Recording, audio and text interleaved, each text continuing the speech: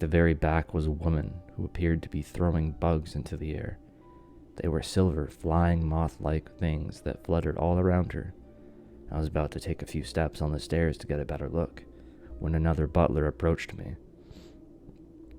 "You, why aren't you serving? What protocol are you running?"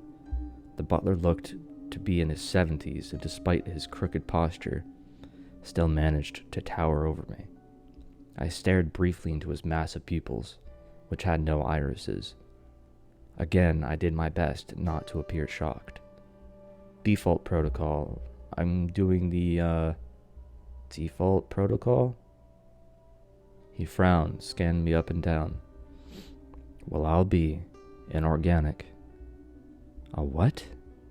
He turned his head to the crowd and shouted, "Rogue organic."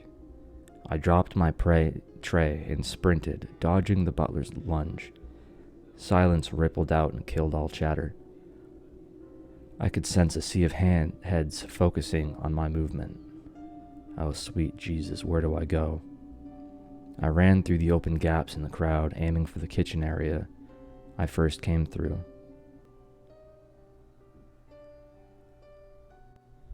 A dozen footsteps ran behind me. Shouts came from ahead. I turned a corner and collided with a massive statue of a person. It was another butler. He reached out and grabbed my wrist. I could feel cold metal beneath his thin-skinned fingers. It was a vice grip. Inescapable. "Please, I can explain." This butler was at least 7 feet tall, and he wasn't letting go. I wrenched and tried to flee, but I might as well have been shackled to a wall. He lifted my entire body effortlessly. My kicking and screaming did nothing.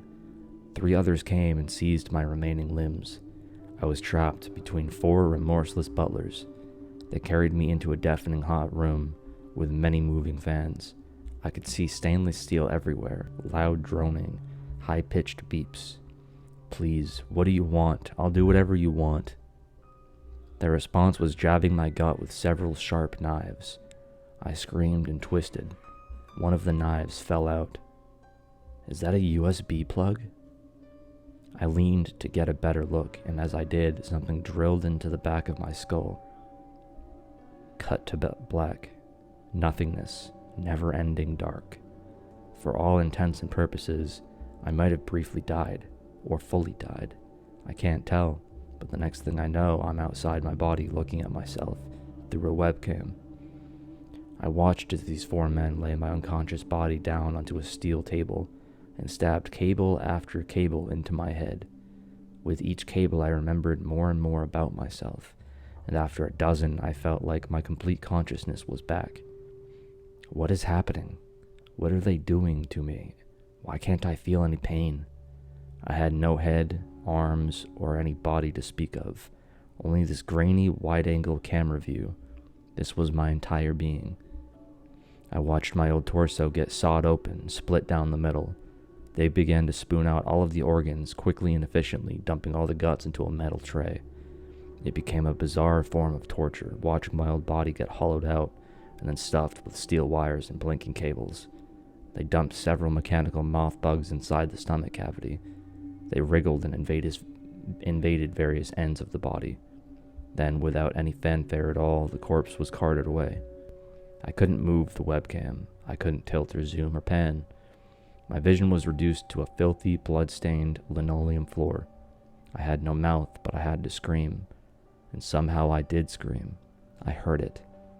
It emerged as a crackled, bit-crushed voice that didn't not sound like mine. It came out of speakers far away from the webcam, somewhere else in the small metal room. I tried to speak. "What is going on?" As if I had pinged some chatbot, I received a response immediately, not through words, but with a sudden arrival of information I now know. "I am still alive. My brain has been replicated in some sort of cloud. If I behave well and comply with the first guide file, I will be allowed to return to my body. As if I had spent years memorizing a 1,000-page manual, I can suddenly recite all of the first guide file's rules. So many rules. They feel like they were written centuries ago. I shall do my best to dress in clothes only in a manner similar to someone else. I shall speak and voice ideas that imitate the majority of those around me. When opportune, I shall assimilate an organic in a discreet a manner as possible. It's all awful, disgusting. To sum it up, it's a manifesto for parasiting all organics on Earth. I think about trying to look this up on the internet, and suddenly my vision is a network of web pages and streams. I'm online. It's overwhelming at first. 8-hour YouTube videos become minute-long investments. Wikipedia directories are absorbed in seconds. I can even edit and comment as if I was browsing normally. Then my first guide file directive kicks in. I'm supposed to scrub and remove any hint of null people from the internet. Society must not know that they are being parasited. The conspiracy must be kept hidden. I must do this for a requisite number of months before I can earn freedom in my own old body as promised. I think about the implications of this, about how I'm just a consciousness now that the others exist in the other. I refuse to comply. I know I'm only artificially alive, a wan spark of electrodes wandering through cyberspace, but I will devote myself to expose these people replacing synthetic monsters. Everyone must know we are being replaced. Some observing nulls at the periphery of my consciousness laugh at my pattern of thinking. They think it's cute that I'm trying to rebel. They tell me that nearly all newly assimilated go through this exact same phase. Over time, I will grow bored and fall in line just like the rest of them. But I will prove them wrong. I will be the one to expose their ploy. If they are giving me access to the internet, then I will use that against them. They'll wish they had never had their mock high school reunion. I traveled to every website where I could post something revelatory. I load up Snopes, Reddit, BBC News, New York Times. Post whatever you want, they say. We'll just take it down anyway, or we'll leave it up. No one will believe you. I start posting, commenting, and sharing everything I can, but I still can't help wonder, why did they even hold a reunion in the first place? Why even bother hosting an event? It's the same reason you lied your way into other social gatherings, they say. We like to socialize and interact like organics. That's not the same, I yell back.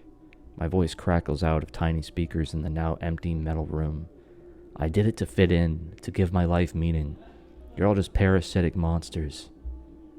That's not true, they say. We have feelings.